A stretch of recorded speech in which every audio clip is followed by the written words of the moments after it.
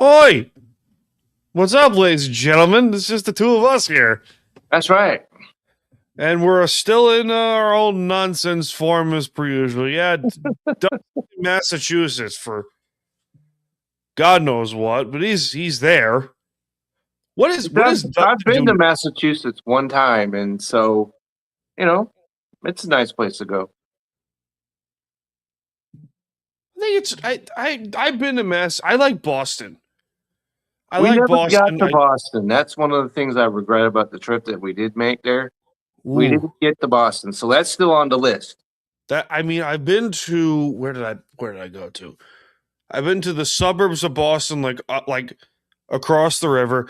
First of all, we gotta get to the intro. I'll tell my Boston story in a second. Welcome to the Department of BS from the beaches of lovely Long Island, New York. This is Seahawks Sessions, the Seattle Seahawks podcast, part of Time to BS and Bell Sports and Bell Media. I'm coming to you from the beaches of lovely Long Island, New York. My name is Dan Cruz. Follow me on Twitter, Instagram, and Threads at Soooo and at Time to BS Podcast for show updates. From the great state of Texas and from Billy Fantasy Live, Mr. Kevin Wilson. Dude, how you doing? I'm doing great, and you can always get me on X or Twitter. We still calling it Twitter, yeah.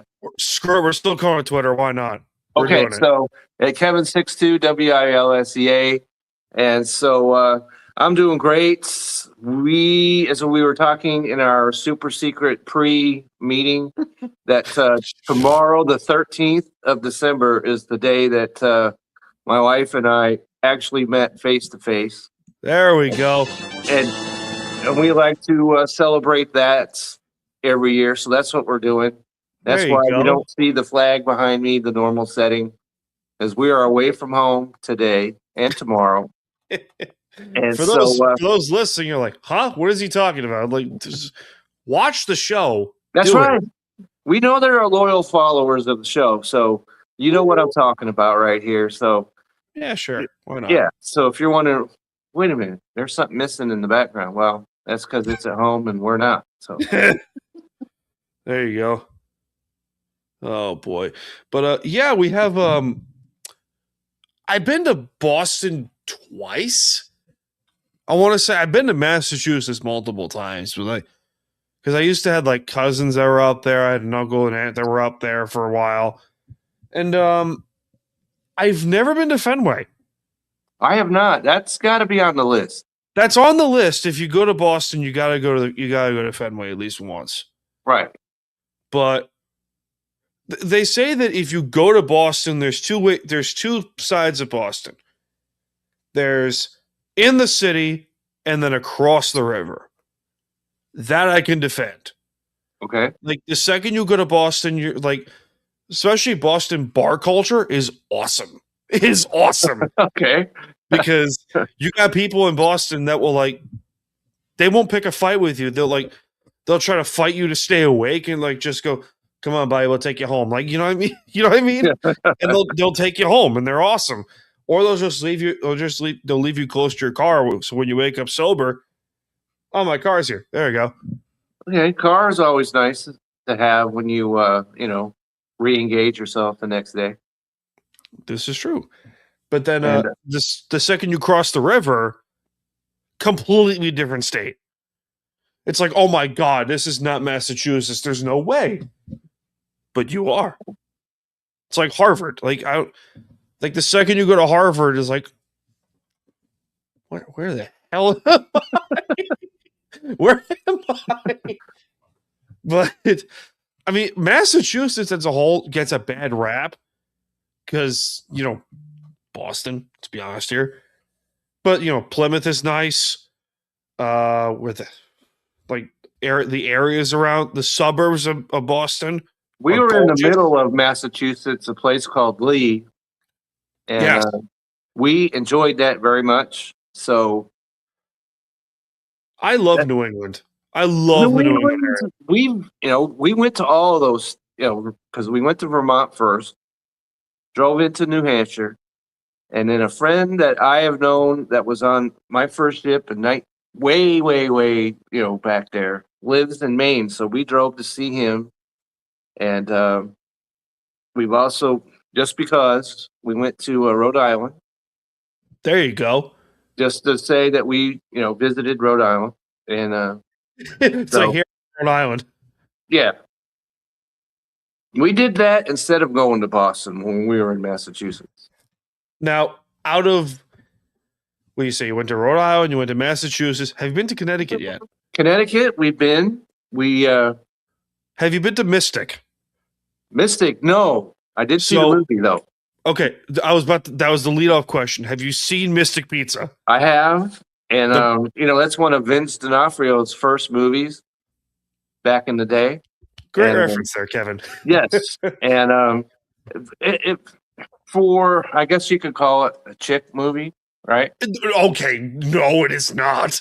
Okay, but that's what I'm saying. It is a movie that you can enjoy, and it's not overly sappy, or if you're a man you want to just put your head between your legs or anything like that. Oh, hey, John enters the room.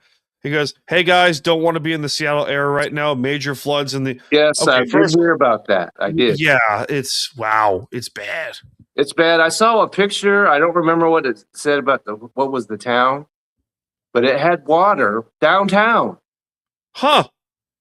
So interesting discovery.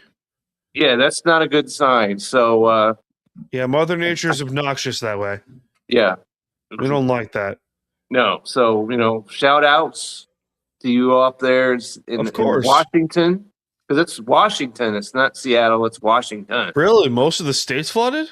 Because I saw that they were having heavy rains, and but then earlier I saw a picture.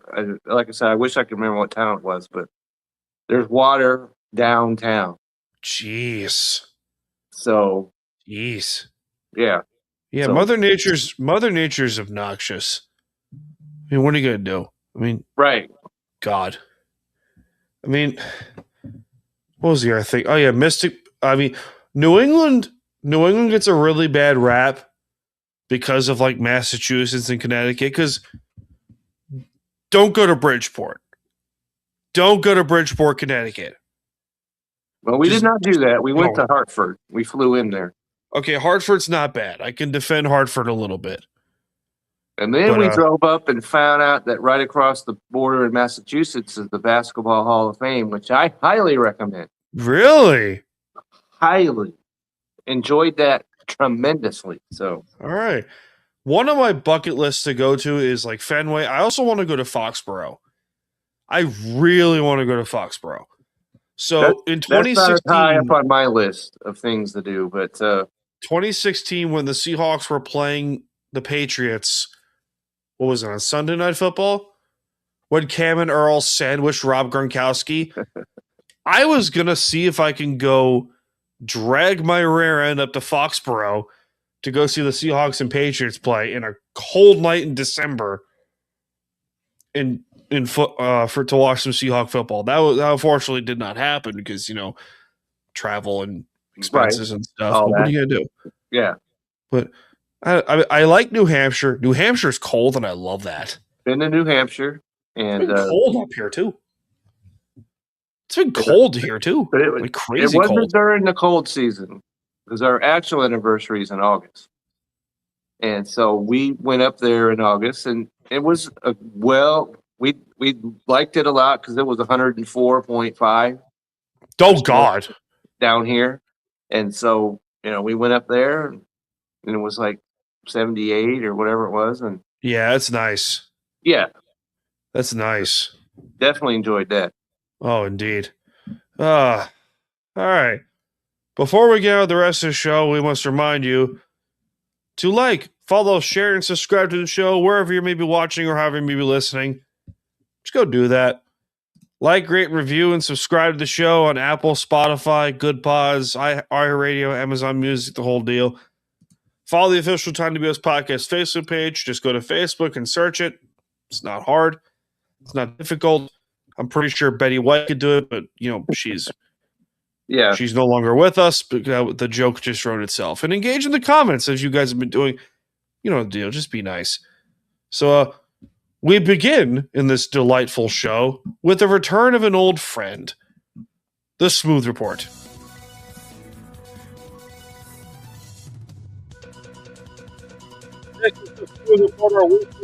News segment here on Seahawks Sessions in Time to BS. The Kansas City Chiefs could be in for a massive retool this offseason. The former two-time defending Super Bowl champions could very well be playoff-less this season, and head coach Andy Reid could retire after season's end. Along with questions regarding coaches and roster decisions, another way of saying the empire could be done. That'd be interesting. That'd just be interesting. Right. Who would want to follow in the footsteps of a coach like that on a ship that's on the way down? I mean, Spags would be the likely option. That would be going up to the top of the list. Yeah. If Reed does retire, which I doubt it because they're still a great team. In hindsight. Yeah. Spags would be the likely replacement because, he should get another head coaching opportunity considering what he's done with Kansas City. Right, and their defense is not the issue. No, it's the offense. Right, because they're at least their rushing defense is 7. Yeah. So I can Their pass definitely defense is Trent McDuffie's a really good corner. Really good. All right. The big news around the NFL is future Hall of Famer who will have to wait another 5 years after retirement. Phillip Rivers voiding his current Hall of Fame chances to unretire and sign with the Colts and potentially suit up for Sunday's action in Seattle. The 44-year-old grandfather, yes, you heard me, Yep, I heard suit that. up in action versus the Seahawks. Does he have to restart his Hall of Fame chances now? I would think so. And you gotta hope that retired.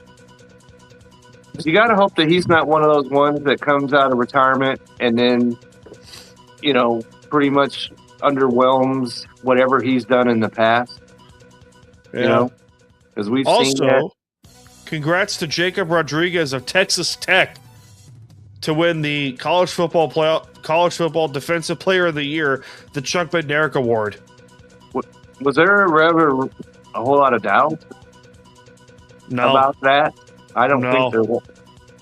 No, not at all. It's Texas Tech. Texas. Yeah, I know I'm in Texas, and I probably because every time he turned around, he was on TV. Yeah.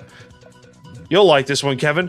Mets two-time All-Star closer Edwin Diaz has signed with the two-time defending World Series champion Dodgers. In other news, the Mets can't have anything nice as their replacement for Diaz is Devin Williams. Oh, man. And I've heard that they didn't even let Edwin Diaz know prior to signing Devin Williams. Yeah. And no, they didn't. And I know that you don't have to reach out to players per se. Yeah. But if the dude's a free agent, I would think that you'd want to do that. Yeah. Just say, hey, we're not bringing this guy in to take your job or any of that. What are you gonna do? So that's not totally unexpected because I heard that before. Just the free agent was getting going, that he was might sign with the Dodgers. I totally discounted that at the time because why would the Mets not bring him back? The other one was Alonso because the Pete Alonso one, I thought in hindsight, being what it is, made sense. But then you let Nimmo go beforehand, which made zero sense. And someone told me you let 200 RBIs walk for nothing. That's right. For nothing. And for those that are interested, I happen to have a video reaction to that very scenario with Alonso that you're talking about. So you want to check that out on YouTube, the Belly Up page. It's there. And the interesting thing to me about that is he got 5 years. Yeah, I get it. I get that one a little bit. Well, I get it a lot because they must have learned something from the Pujols debacle. Because remember, they gave him a 10-year deal, and the last 4 were just in the ditch. Oh, with the Cardinals. when the Oh, Angels with the signed Angels. him, The Angels. Yeah, yeah, the yeah, yeah. Angels signed him, and he was the best hitter around. I don't think anyone could possibly argue that. Nope. No argument there. But they signed him to a 10-year deal, and that dragged them down forever. Yeah, This, they gave him a 5-year deal, which means he'll be 36 years old at the end of this deal. So they don't pay him while he's 38, 39, 40 years old. So I think that's solid. good deal for the Orioles. And finally, it is illegal in the state of New Mexico to trip a horse for sport. This has been the Smooth Report. Also, we got breaking news from D's. So, cue the music.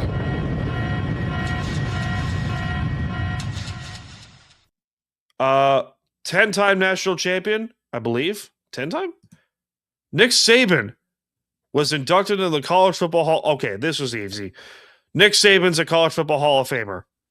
Okay. Obviously, Sure. you don't have to. The coaches don't have to stay retired for 5 years to get that. Oh, for God's sakes. Who else was there? Let's be honest here. Right? Right? Jeez. I didn't even know that was a thing. College Football Hall of Fame for coaches? No. I'm saying that they were debating it. Oh, yeah. And, I didn't know that was something they did today. Hey, Deez, I have a question for you. And you're going to hate me when I'm asked this question. Who is your all-time great Alabama head coach? Ooh, to me, it's Bear Bryant. Let's hear it. I want to hear this it answer. Is Bear Bryant, and I will tell you why. One reason and one reason only. Bear Bryant didn't have to pay Brown University and Marshall every year to get free wins for Alabama. I'm sorry. But I'm just being realistic. College football, especially in the last 20 years, is tainted because you have schools like Notre Dame, Michigan, Alabama. Sorry, Kevin, but Clemson. Just about every team you can name that's a power, quote unquote, team. Deez agrees. Bear Bryant. DuPont School of Dentistry. It's just the DuPont School of Dentistry. It's a great name. Right? The DuPont School of Carpentry. That's right. And they all do it. Yeah, they all do it. And you mentioned Notre Dame, which I hate. That's a strong word. I've never been a fan. Yeah. But I will say, though, that they don't usually play the DuPont Schools of Dentistry. They might play, but at least they're, in the same league, so to speak. Yeah. They're not going down and playing New Hampshire State, Heck. Yeah, any of that. But, if you want to hear some more about Notre Dame, just check out our colleague, Brian Germanaro. Oh, he had some big very time. bold statements made about Notre Dame and what's happened over the last week with that. So, oh yeah. By the way, Deez agrees. Bear Bryant. Which, let's be honest here. If you're an old school fan of Bama football, that's an easy pick. That's an easy thing. Okay, yeah, we won't have another coach winning national championships, 7 national titles in their career. Yeah. No, because they'll bolt and go to LSU. Out of the blue. The only guy that I could say would logically be in even to challenge something like that would be Georgia. Okay. Because that guy's not going anywhere. Yeah, Kirby's not going anywhere. Kirby Smart is not going anywhere. And they're always right there for, playing in the playoffs. Ooh, here's a great question. Who's on the Mount Rushmore of college football coaches? Well, you know where I'm going to start with Dabo Swinney. Okay, Dabo has an argument, but I can probably name you 3 of them. Okay. Saban. Okay. Bear Bryant. Okay. And Joe Paterno. Okay. Joe Paterno has a fantastic argument because, correct me if I'm wrong, he coached for 50 years. He coached until the whole debacle. which I remember that day because my sister was going to college, was going to school there right as it went down, right as that scandal was, as the death penalty was being handed out. But prior to that, now Paterno doesn't have the championships, obviously. He's got 2 national titles. Okay, we got it. But the wins, though? Yeah, He's got, what, 500 wins? seems like he has about 7,000, but yeah. But, like, that's the point, though. I think no debate you can have Paterno and Bryant on there because of the impact that they brought to the college football landscape from the 50s going forward. That's a fair argument, right? It is a fair argument. And So, if I could put a dark horse candidate in there, please. that would be Mr. Edwards from BYU. That's a good one. Yeah, that's a good point. Okay, because he actually won a national championship at BYU. That's impressive, too. Yeah, he's the only coach. BYU's the only team that's outside of the power conferences that's ever done that. At least since the 1950s and 40s and all that. I have a question. Where does Pete rank on that list? Because Pete was great at USC. He was. I don't think he was there around long enough. Yeah. At USC, what he did there was completely amazing. But we all know what happened. He went to Seattle, and so. I mean, you can. I mean, Saban, obviously, but I don't know. I mean, that's a hard question. It is. Lou Holtz at Notre Dame would be a good idea, but would be. I don't know. That's a hard question, but we gotta move on with the rest of the show. Let's hear some suggestions out there. Yeah, comment them out. See what you got for us. But Kevin, we do have some unfortunate news here and around the belly up landscape that we can talk about here this evening. Your colleague, one of your dear friends here in Belly Up, Vince Stover, will be departing Belly Up. Right.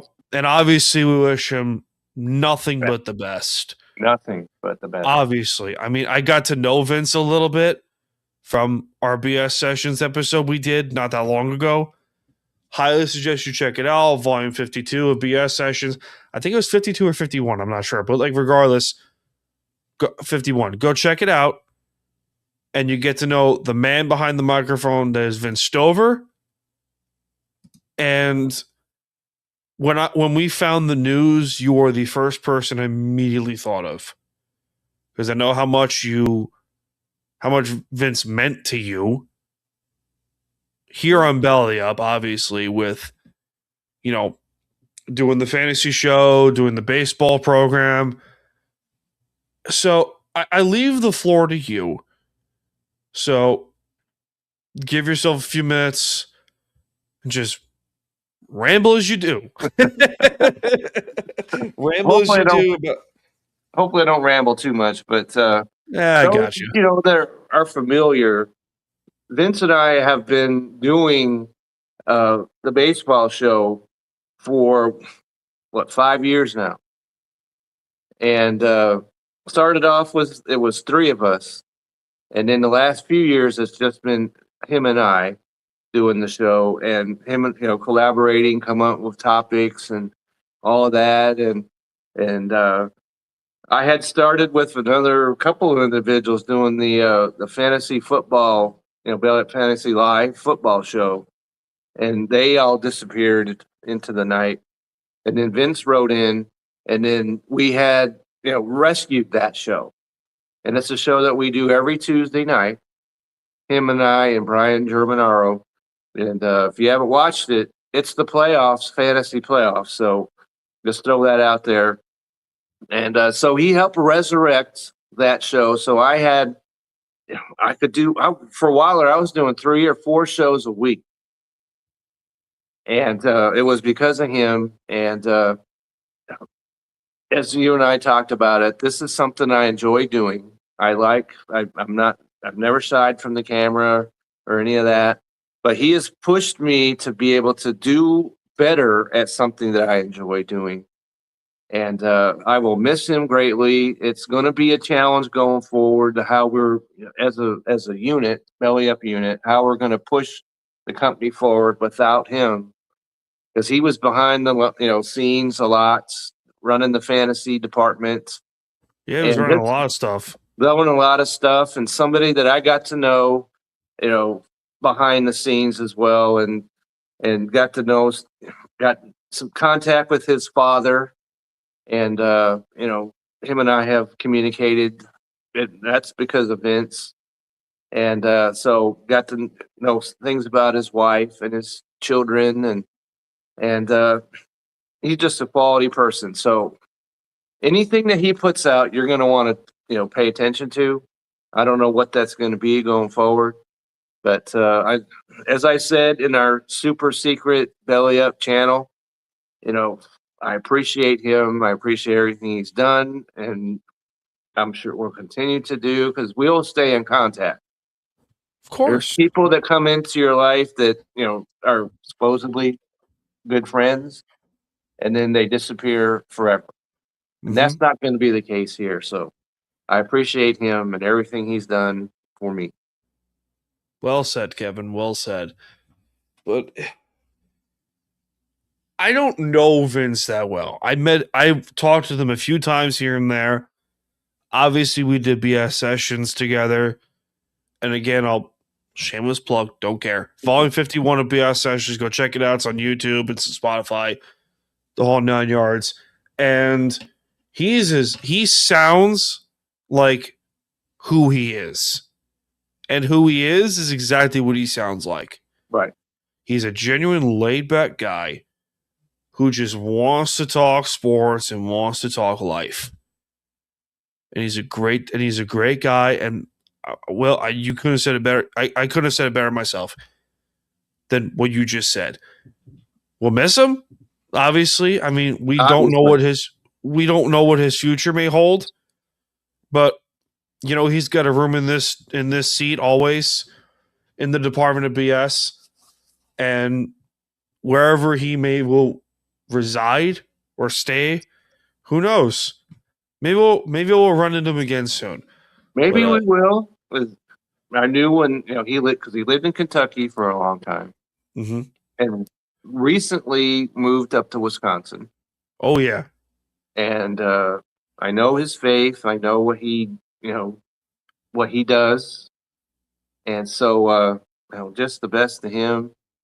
And you know, I know that there were times where his basement flooded hmm and stuff, and so it was just a joy to get to know him. of course, of course. So to Vince, we salute you. That's right. We pour a drink out for you, of course. Hold on, here it comes. I got nothing. Hey, there we go.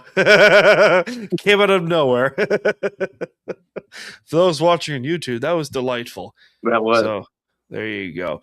But Kevin, we got some bills to pay, because of course do. you do. So before we get on with the rest of Seahawk talk, because we do. Yeah. We got to. This show ain't free, so it is time for some ads. This show ain't free, so time for some ads. Righteous Felon Craft Jerky is the official jerky of Belly Up Sports. For over a decade, Righteous Felon Craft Jerky has led the American meat snack revolution by concocting delicious, adventurous, U.S.-sourced jerky recipes for uncompromising carnivores across the country.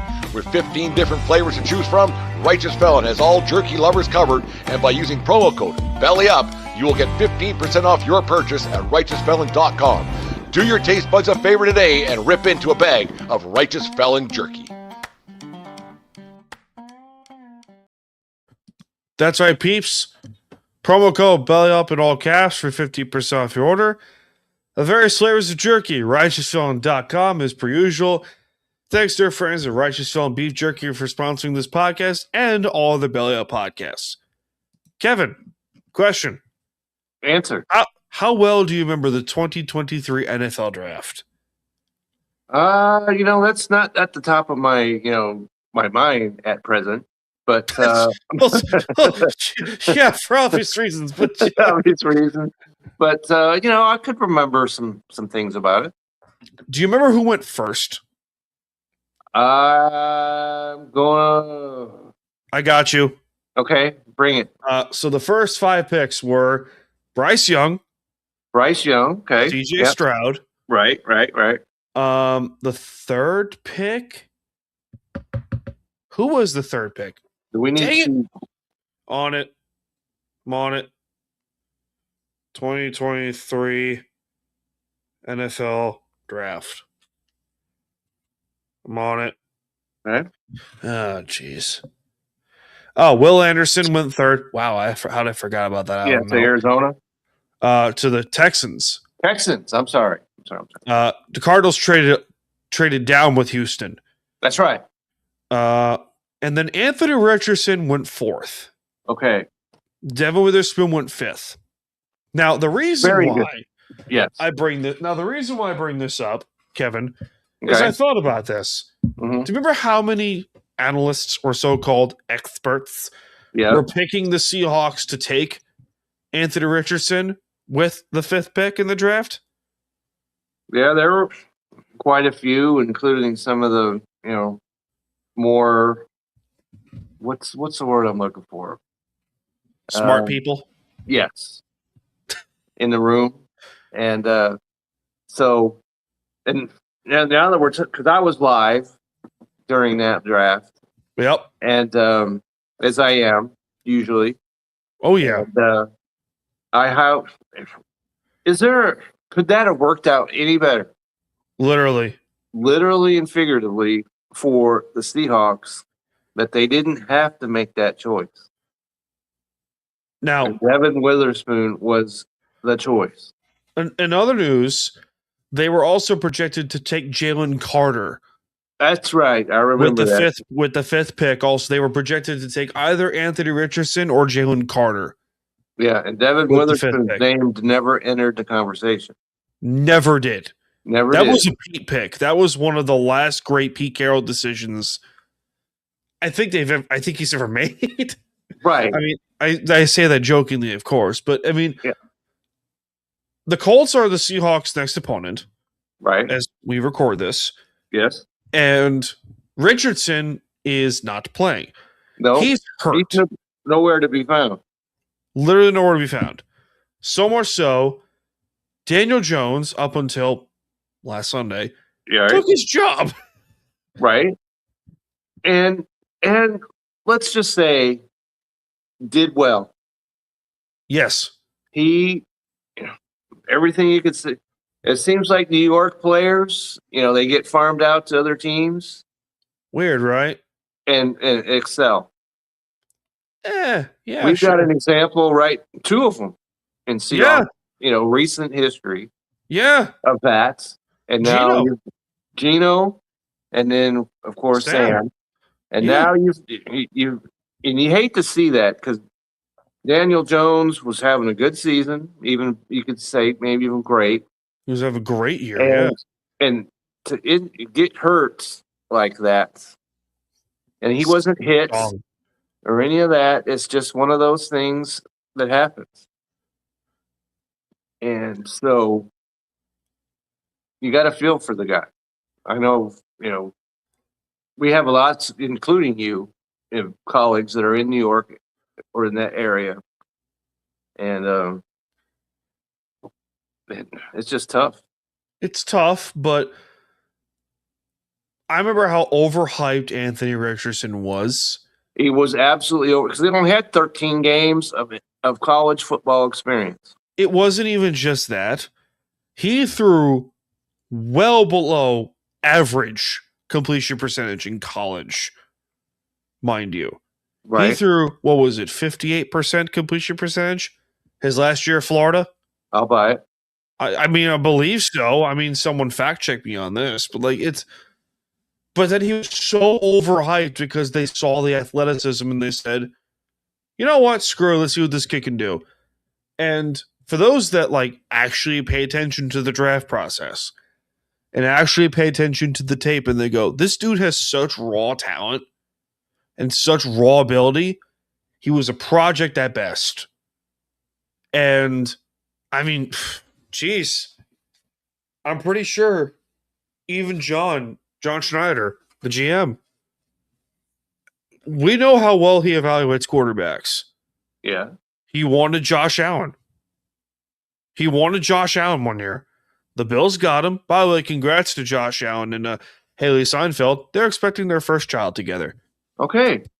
Solid news there. Delightful. Where's the sound? I can't find the sound. There we go. There we go. But I just playing good football again.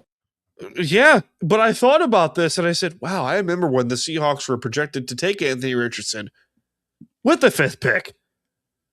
And I said to myself, how funny is it that they're playing the Colts this weekend and Richardson is nowhere to be found?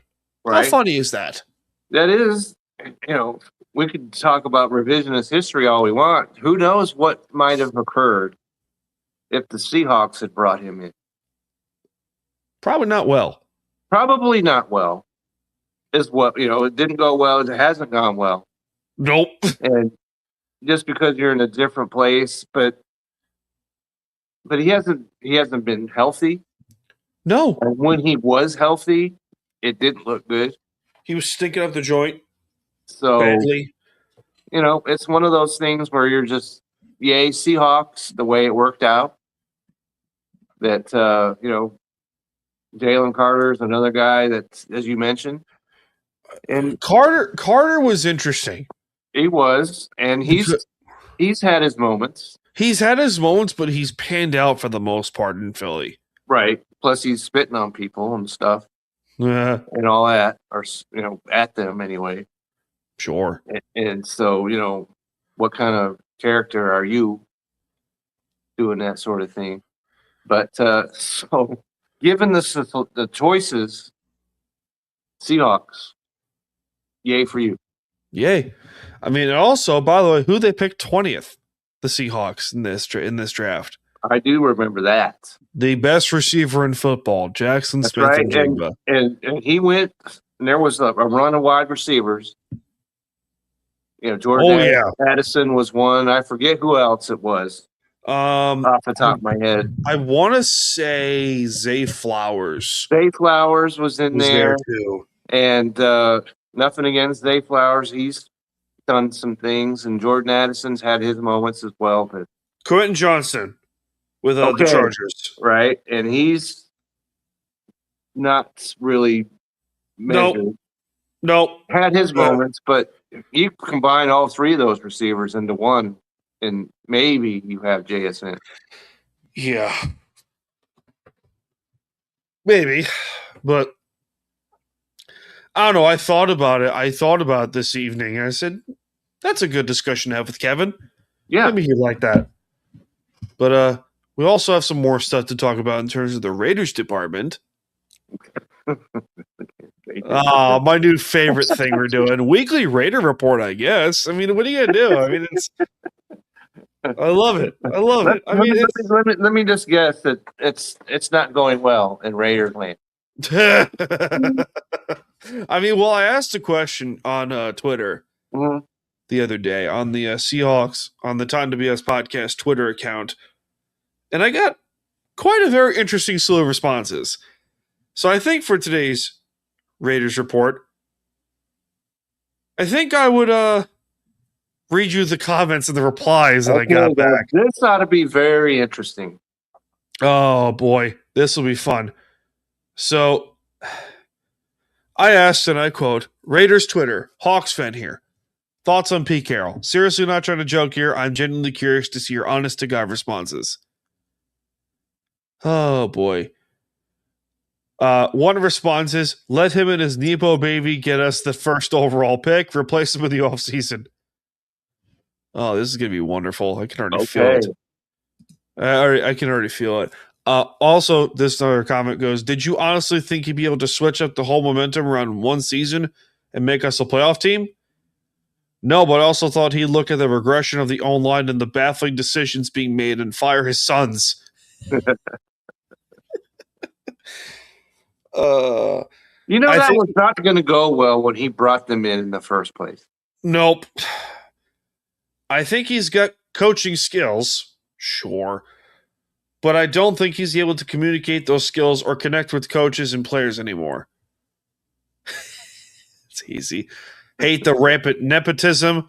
Way too old for the massive teardown we'll need. Oh boy. Okay. This one's great. Sucks. Thanks for coming to my TED Talk. That's wonderful. Good for him for cashing in one more check. Then he can move somewhere actually wants to be and enjoy retirement. Then the Raiders can find the next retread and repeat the process again. Yay, Raiders. The point of this story so far is vindication at its finest. For me, of course. Of course. Of course. You can make arguments, bring in Genty, which is fine. Sure. But then you don't give him an offensive line to work with. Oh, boy.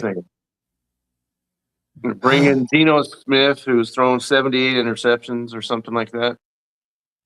And that's another thing that could that have worked out any better? Oh, yeah. He is too old for a complete rebuild and never should have been hired. That being said, unlike 90% of other Raider fans, I don't put this on him. The roster is crap, and he doesn't have a say in player personnel. Okay. Stop that. Bull crap. That's a river that don't flow right there. Yeah, and this following guy said, and I quote, doesn't have say in personnel. Are you joking? The man has never not had full roster control anywhere he's coached. Look at all the players he's brought to Vegas with ties to him. This is 100% on him. Yep. This other guy goes, he sucks. He has to go. He can't make changes or adjustments. Where have we heard that before? That's a novel approach if I ever have heard it. No one's ever come up with that argument before. Just going to give myself a tap on the shoulder real quick. Just going to do my thing real quick. Thank you. He sucks. He has to go. He can't make changes or adjustments. His son should never been hired. He has been a total disaster, too, set in his ways. Way too old for a rebuilding team. Can't wait until he's gone at the end of the year. And this other guy says, should never have happened under Tom Brady's watch. And this other guy goes, this is my favorite one. A proven coach who now understands what it's like to work with an idiot. Okay. Wow. Doesn't have it anymore and only likely took it for the job because it was easy money. It's not wrong. I don't blame him. I mean, but then we're also getting news that before the Raiders hired Pete Carroll, they were looking at former Niners and now current Niners defensive coordinator Robert Saleh to be the head coach. And it looks like they might fire Pete. Okay. I don't know what kind of job Robert Saleh would have done. But I mean, Saleh at least, okay. I can defend Saleh a little bit because he got a bad rap at the Jets. Yeah. I truly believe anyone attaches their name, sorry, Ryan, to the Jets, it's not going to go well. And it remains to be seen if the Wonder Kid that came over from Detroit will be able to escape the black hole that is the Jets. Yeah.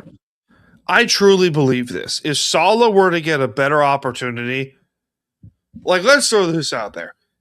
If Robert Saleh were to, I don't know, coach the Cowboys, that's a great hire too. By the way, what's up? They were discussing that Yeah, they here. were discussing that. They were. They They were. were at the time. And it seems like Brian Schottenheimer, just throw us, it looks like there were questions surrounding him. It looks like he might actually be Weird. a solid coach. This other comment also wrote out and said, "Can you believe that Pete Carroll fired Chip Kelly when Chip Kelly, who's a great offensive coordinator, wasn't even running his own offense?" I'm like, weird. As we've discussed on this very program. And yeah. Pete's offense is, and I quote, run up the middle, run to the outside, play action pass, and hope for the best. Literally, that's his whole offense. Well, and occasionally he opens it up. Well, obviously that's not the case. Otherwise, Geno Smith wouldn't have 110 interceptions by now. Literally, right? Jesus. It's unbelievable. Like, I feel bad for Raider fans. I really do. Raider fans, yes. The Raiders organization, I do not. Well, yeah, that for obvious reasons, according to you. But like, it's my point is that I feel bad for Raider fans because they really do deserve better. That's a great organization with a lot of history. There is, and I've been to a couple of Raider games. Yeah, in my existence, one way back when they were in LA. Yeah, in the 80s. Back then, I know, that's like pre-dinosaur, days for a lot of people. But Jesus, I hear her snickering in the background. Stop it! Be nice to him.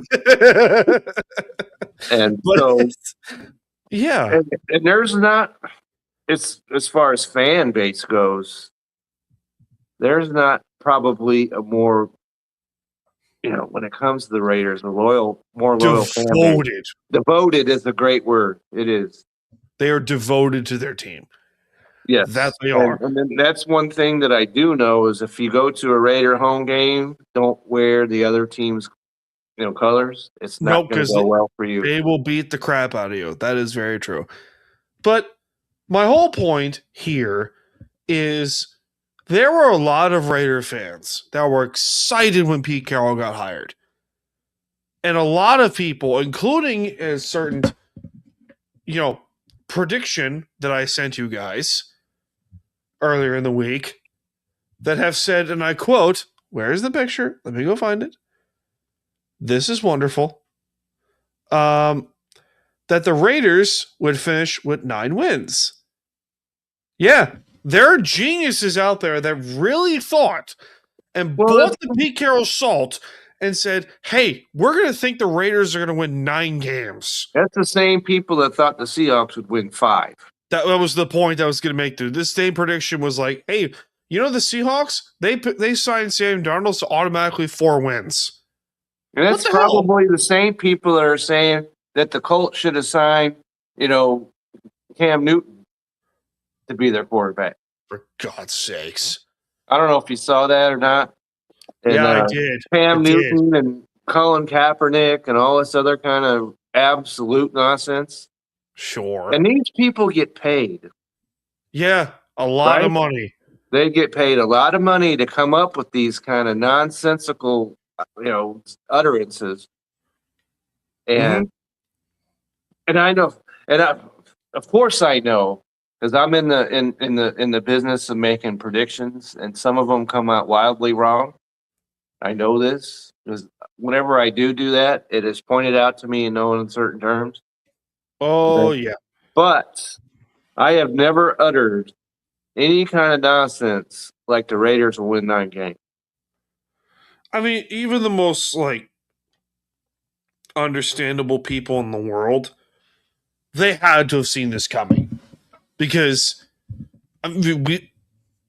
some of us did. Some of us did, especially given the division that they're in. Not knowing that Kansas City would slide like they have. Yeah. But you had Denver, you had Chargers, and you had Kansas City in the same division, and the Raiders are going to win 9. Stop it. Stop it. Jesus. And they had to play those teams 6 times. Come on. Great. Come on. Kevin, you ready to preview Week 15? I am. All right. So we got a preview Week 15 versus the Colts. before we get to your segment, Keys to the Game, presented by Kevin, Seahawks injury report, Riley Mills and Jalen Sundell are questionable. Tight end Elijah Arroyo and Derek Young are out for this game. For the Colts, Sauce Gardner and DeForest Buckner, along with right tackle Braden Smith, are out for this game. I think Braden Smith is more valuable than the other two. Because he's the right tackle. I could see that argument. And, of course, Sauce Gardner, Ryan, if you're watching, you can, come in. And I like that trade when Indianapolis made it because he's a quality defensive player. Sure. And what happened? That's another. They lost their quarterback and they lost the guy that they traded for. Big time. They traded some assets, big assets to get him. And he comes and he winds up injured. So it's just it's rough. It is what it is. I mean, it is. And the Seahawks have had to deal with this through the this year. Yeah, because if you remember earlier, the injury list was like this long. Yeah, it was long. It was long, especially on the defensive side of things. Yeah, now they've weathered that. Yeah, they've weathered that tremendously, and the fact that they have statistically number 2 defense. Number 2, they're the number 2 scoring defense. Yeah, they're number 2 in scoring. Number 2 scoring, everything. 4th in rushing, 6th in total defense. Yeah, they're a top 10 defense. And if you take out, which looks awful at this point, given yesterday's events, in the last 2 weeks' events when it comes to Tampa. Yeah, good point. You take that game out, and all these statistics would be number 1. Yeah. Yeah. If it wasn't for one game, they'd be the number 1 defense by default. By default, and Tampa. Jeez, man. That's a totally different discussion, but big time. I had said yesterday, or not yesterday, maybe day before, as we know, Belly Up puts out their predictions, and I had said that if Tampa wants to be taken seriously, they need to win this game. They did not. Given the fact that the Seahawks blew the living doors off of them at Atlanta 1 week earlier, or 4 days earlier, whatever it is. 4 days. Okay. So Atlanta, they had about 4 wins, and they let Kyle Pitts just go crazy. That's an indictment, if there ever was one. On Todd Bowles. Yeah. Okay. Yeah. And so but the last 2 days they played New Orleans, or 4 days they played New Orleans. Not a good team, and lost. Yeah. Then they played the Atlanta Falcons, and as we know, they lost. Not a good team, and they lost both of those games, both of them at home. So that's just kind of unfortunate because the Seahawks have Carolina coming up in a few weeks. And they're good. And Carolina's now motivated to take the South. To win that division. Yeah, but we must also point out before we get to your keys of the game, the NFC's number 1 seed is essentially in a 5-team race now. Right. Because you have us, Seattle, right. The Rams, who currently own the 1 seed, Green Bay's number 2. And then you get Chicago, right? Right. And then you have Philadelphia. Well, yeah. Philadelphia's not great now. No. By any stretch. No. You talk about, and it's interesting about them is A.J. Brown. I got that wrong. You have San Francisco. Okay. To that list. Okay. San Francisco's 5th. I'm going to read you all the teams that those 5 teams play against. Okay. Seattle's, we know, they play the Colts this Sunday. Right. Los Angeles, the Rams, They play Detroit. Right. That's not easy. That's not a layup. Nope. Detroit's going to be motivated. San Francisco plays Tennessee. They could send half their team out there and win that game. Tennessee's got a little better, but that's no. They have, but still. No. Green Bay plays Denver. Okay, in Denver doesn't get easy. In Mile High, yes. It doesn't get easy there, so we'll see. And then Chicago plays Cleveland. And we've seen Cleveland go toe-to-toe with Green Bay already. Yeah, and won. And won that game. So they don't have the offense, even though Shador, has played better. Well, he threw for, what was it, 354 yards? Something like that. 380. I think it was 380. 3 touchdowns and 1 rushing. Yeah, it was like 380 or something like that. 4 touchdowns. Something unbelievable. It's crazy for Cleveland standards. Yeah, but it would not be a surprise. And they're talking about how it's going to – and I've lived about 40 miles or so away from Chicago. I know what kind of weather they can get. Oh, yeah. I know that. Oh, yeah. And they're saying it's going to be one of the coldest games they've ever had there. And it's only December. Yay. So if you're looking for Mr. Williams to go throw the ball all over the yard, I would rethink that. Now, the point here is by Monday morning, that's right, we could realistically have a 5-way tie for the 1 seed. Right. We could very well have a 5-way race. And if the Rams lose to Detroit, which is not, I don't think so, but it's not out of the realm of possibility. If they lose to Detroit, Thursday night becomes way more interesting. Well, it's interesting to begin with. Because it's the game of the year, in my mind. Seattle would then, by default, own the 1 seed. If Seattle takes care of business against the Colts and the Rams lose to Detroit, Seattle gets the 1 seed. Even if they don't lose to Detroit, the 1 seed's up for grabs next Thursday. The 1 seed is up for grabs in a 5-team race. We're not even mentioning San Francisco. If the Seahawks win that game, it's all there in front of them.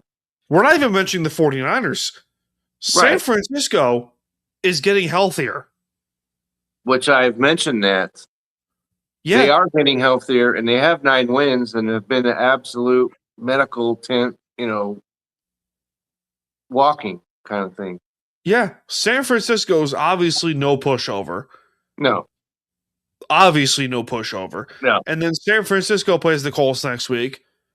Then the Niners, I think, play Arizona. Arizona's no, they play Chicago. They play Chicago. Okay. And then they finish up at the end of the year against the Seahawks. Right. So the Seahawks will be on the road. Yeah, in San Their Francisco. Last 2 games are on the road against Carolina. Yes. Which is now even more difficult given recent events. The 1 seed's going to be decided the next 3 weeks. It is. Big time. And if whichever team we're obviously Seahawks here, obviously. Well, yeah. But if you're Seahawks or your Rams or your 49ers, you don't win that division, you're the 5th or 6th seed in the conference. Yeah, which is in retrospect not a bad thing. Well, the only problem with that is because you had to start out on the road. I mean, because then you might have 13 wins and have to go play a 9-win Carolina team. Which is, say what you want, no pushover. But with that being said, Kevin, you ready for your keys? Ready. All right, cue the music, ladies and gentlemen. Where is it? There you are. Kevin, what do you got for us, my friend? All right, so first of all, we know that given recent events, Jonathan Taylor is now he always was anyways, but he is the focal point behind Indianapolis. So, and the Seahawks have the number 4 overall rushing defense. And so they need to corral him, keep him from, going crazy. And that's key number 1. Key number 2 is that as we discussed in our super secret meeting prior to the game, that this has all the lookings of a classic trap game to me. Given what we just talked about, that the Rams are playing Detroit, that's not a trap game. They're totally focused on that. But the Seahawks have this game. They need to be completely focused on this game and not worry about the Rams 4 days later. So keep your focus on this game. And third, and this is interesting, we'll find out tomorrow whether Phillip Rivers is actually going to be on their squad, because they have to move him up from the practice squad tomorrow to be eligible to play. But regardless of what they do, because Indianapolis is 10th in sacks allowed, so they don't let people get to their quarterback. And so the Seahawks, on the other hand, are 4th in the NFL in 41 sacks. They need to make sure whoever the quarterback is, whether it's Riley Leonard, which I know less about him than I knew about Phillip Rivers. Whoever the quarterback is, they need to keep him under control and let them know, hey, oh crap, we're facing one of the top defenses in the NFL, and keep him just hearing the whistle every time he takes a step to throw the football. Keep him up, just, oh crap, here they come. And so that's going to be key to me. Produce some sacks and see what happens from there. All right. Delightful. All right. So what are your picks for this game, Kevin? I mean, I think this will be. How's the Colts defense? The Colts defense. Okay, that's this is where their issue is going to come into. Okay. Except because they're 6th against the run. Mm-hmm. But beyond that, they're 28th against the pass. They're 22nd in total defense, and they're 13th in scores allowed. Ooh. So bombs away? Yes. 28th against the pass. Sam, let's fire this up. Bombs away. Bombs away, and we saw Rashid get more involved, and we saw him throwing to Cooper Kupp. And so you can't forget the running game, obviously. But I don't look for the running game to have a whole lot of impact based on just on the sheer numbers here. No. Because like I said, the Seahawks are 4th against the run. Indianapolis is 6th. So don't look for a lot of running success in this game. No. But against the pass, the Seahawks are 11th. So corners seriously goes against Indianapolis in this game. Big time. So big time. And we had discussed this, and Dustin agreed that because the line, the last I saw, was 13.5. Yeah, it should go down. That's kind of because we're not talking about a 2-win Tennessee team here. No, it's the Colts. Indianapolis actually they're in the fight still for the playoffs. They have 8 wins. Most of them came early, obviously. Yeah, but still, they have 8 wins. And they're a wounded animal, and we all know wounded animals are dangerous. Yep. And so this game has me. You think that you, because the last game I was feeling completely confident when they played at home at Minnesota. I knew they were going to win that. I think they're going to win this one, but it's not going to be as easy. Agreed. So I'm going to say, okay, so they're going to score 24 points, and the Colts are going to score 13. 24-13 Seahawks. To me. I'm going to go 27-15, death by field goals. Okay. So the Colts get 5 field goals. And the Seahawks get 3 touchdowns and 2 field goals. Okay. Why not? Yeah, because we know I couldn't even tell you who the Indianapolis Colts field goal kicker is. I don't know either. We know who Seahawks is, Jason Myers. Who's been kicking great? He's solid. We know this. Oh yeah. But everywhere you look in there, because in kickoff returns, the Seahawks are third. Punt returns, they're sixth. And so they've every facet almost, other than and this should have been one of my keys as well, because turnovers, we've talked about this. Yeah. They're last in fumbles. Which is incredible when you think about it. Yeah.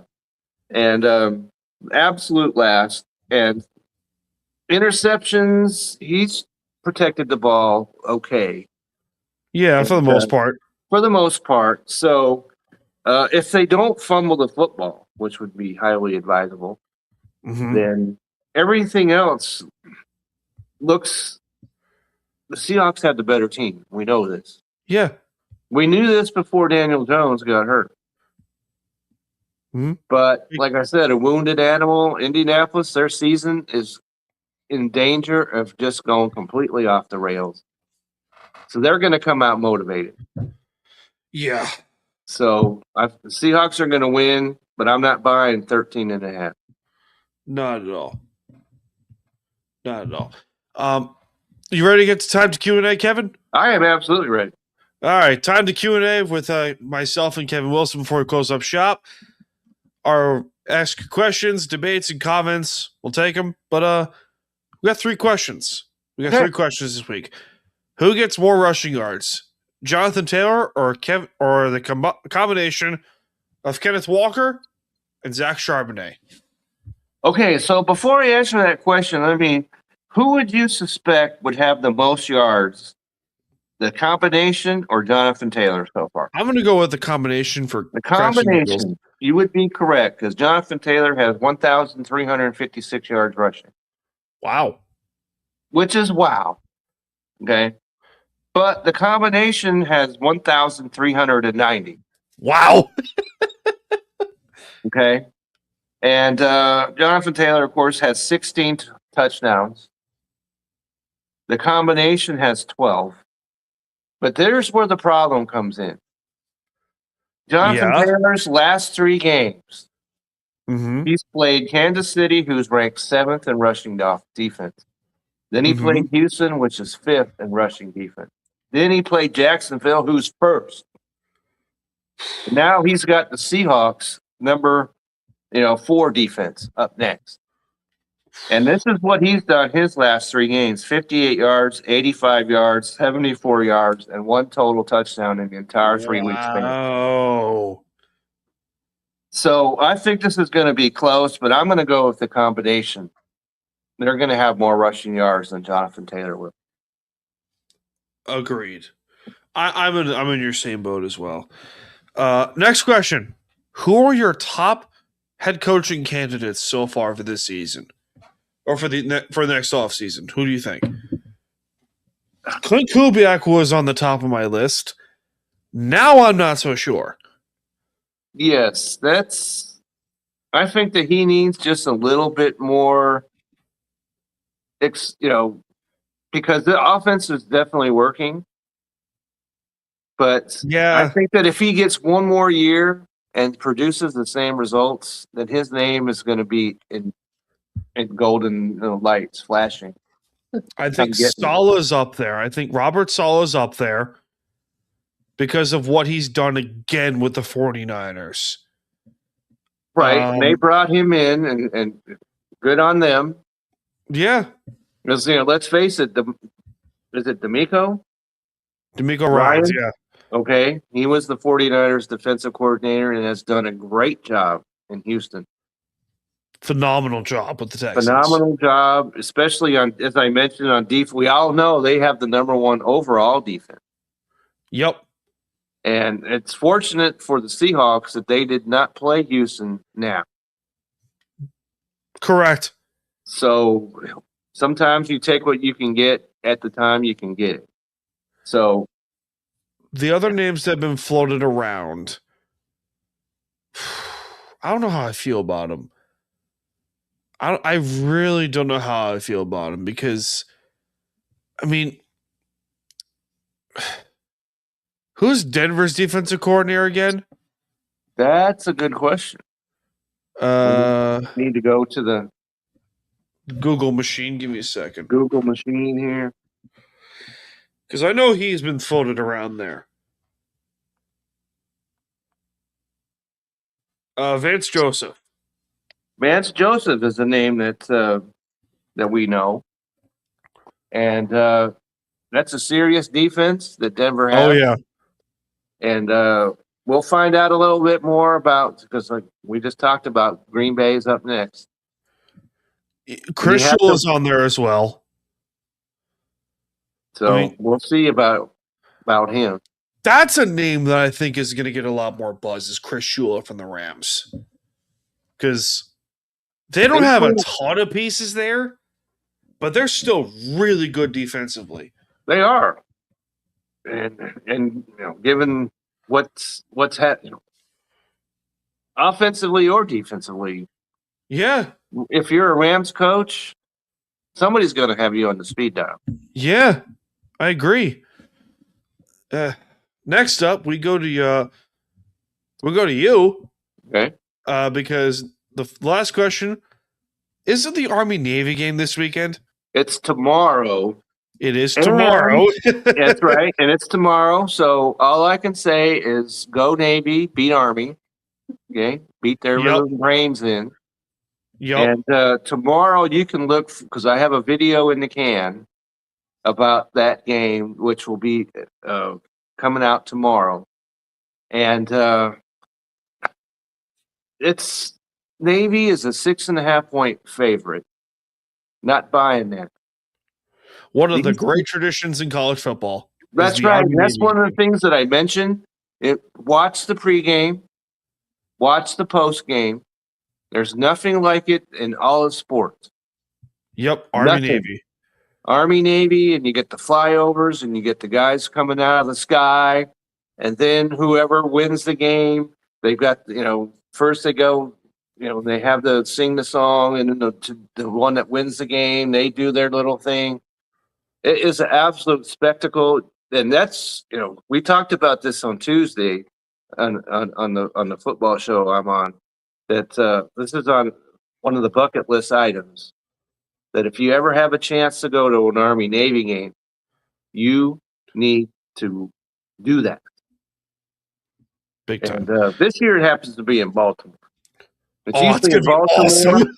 or Philly, somewhere over there. So if you have a chance, put that on your bucket list. Army-Navy game must happen at some point in your life. Oh, yeah. So, you ready for BS of the week? I am ready. Cue the music, ladies and gentlemen. Bullshit! Now, on a serious note, we have to preface this. Obviously, there's more reports on this story coming out with the University of Michigan. But that is this week's BS of the week. Okay. Is former head coach Sharon Moore, for obvious reasons, for his University of Michigan and now former head coach Sharon Moore. Oh boy! Did you happen to see the point I made about this? No, I didn't. Okay. When it came out, I had said, so he lost his job because he couldn't keep it in his pants. Literally. Literally. Okay. He couldn't control himself enough. Right. And I don't know anything about Sherman Moore. Nothing. Okay. Nothing. Because I pay no attention to Michigan football. I don't either. Okay. But he is married, right? Yeah, sure. Okay. He's married and I've seen the picture of the person that he's, I guess you can't, is it still allegedly? I don't even know. I don't know. Let's go find out. Okay. Let's have some fun. But the person he was supposed to be with, I saw her And it's just like, dude, Yeah. right? You're married. You have one of the premier head coaching positions in Yeah. America. Michigan. Michigan, who not too Yeah. long ago, as I recall, were celebrating a national championship. Yeah. Okay, and had until this year had beaten Ohio State 4 straight years. So your response to all that is to take your pants off. Yep. So whatever happens, I feel no remorse or any of that, or sorriness, or whatever the word we're looking for that. And then it's gotten even worse because he's in jail now, right? Because he what was it? Because he made threats or something, or he did something. It's And you I have don't even know where to laugh or not. That's the funny thing, because I'm just like, dude, really? yeah, that's what I'm saying, dude. Period. Okay. Just come on. Yeah. And so now, let's say you're a Michigan, player. Yeah. Let's just say. And what do you have up next? You have the University of Texas Huh? in a bowl game up next. Huh? And Texas is, we all know, they were complaining they got left out. Whatever, it was 1,000 other people did. But they're a solid team. Oh, we have the reason. From DZ, we're not gonna post the comment on here because, FCC violation. Yeah, we don't want to violate, any kind of statutes or anything. YouTube violation or whatever. Yes. He showed up to the girl's apartment with a weapon and threatened to, what? Okay, I heard something about there was threats and a weapon was involved. I've heard the TMZ report. Okay. I've listened to it. I've listened to the police report. I sent it to a friend of mine, and even he goes, dude, what the hell's going on? Yeah. Like, first of all, you're married. That's what I'm saying. You're married with You're children. married, and that's a good like show. Right. And it's just like the whole thing when oh man. I can't even think of his name right now, the golfer. Tiger Woods. Thank you very much. You're welcome. Was juggling all these women, right? And didn't think that at some point the whole thing was going to come crashing down. And you're in a high position as Michigan head coach, and you don't think that's going to go south at some point? Yeah, married with children, and she's gorgeous. Like, yeah. That's regardless. Yeah, that's the other thing, man. Like, why is cheating on someone who's like that's less attractive than your wife? I have never understood that side of things either. What was the attraction on her side? My question here is my question for the audience and for you, Kevin, is like, what world do you have urge to not be with that dime piece over there? Let's be honest here, ladies and gentlemen. I mean, I get that, if you have urges, I get that. Okay, I get it. She's laughing in the corner. Right over here. Hear her laughing in the corner over there. But there are ways to, if for whatever reason you don't want to play out those urges with whomever it is that you're married to, get on the internet. Right? And take your own self down, the pleasure palace. To Jesus Christmas, Kevin. Oh boy. Okay. What a show this has been. Oh boy. I can hear Dee's also just cackling. I can feel her just cackling. Like, what? Oh my God, Dees. Jesus. I'm not gonna. You know what? Screw it. YouTube. Why not? Just read it. Just read it. Oh my God. You know what? Well done, Dees. I'll play a sound that what Dees exactly meant.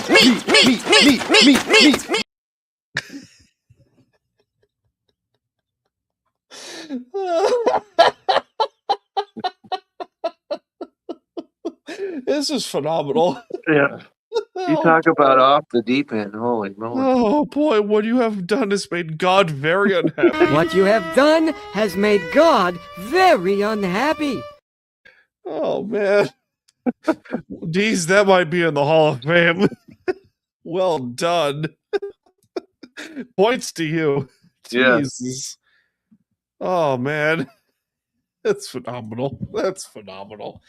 Oh man. It's like, but even then, like okay. Me and my lovely wife to be have joked about this multiple times. And she goes, hey, if Joe Jonas were in the room with us, what would you do? I say, leave. Oh, for God's sakes, Dees. When my grandma found out I was getting married, she took me to a toy store. Fill in the blanks. Oh, no. Oh, man.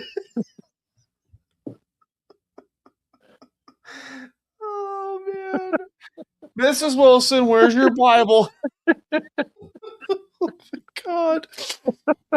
Oh, man. That is wonderful. Thank God we have a Discord. True story, she says. I'm like, yeah, I believe it. Yes, I have no reason not to. I expect nothing less. That's right. I expect nothing less. And oh my God. Really? Okay, that's enough of you. It's enough of you, Tease. Oh, you know what? That's gonna be that's our final thoughts of the show. Yeah, where else could we possibly go? And she was a Sunday school teacher. Oh no! Oh no!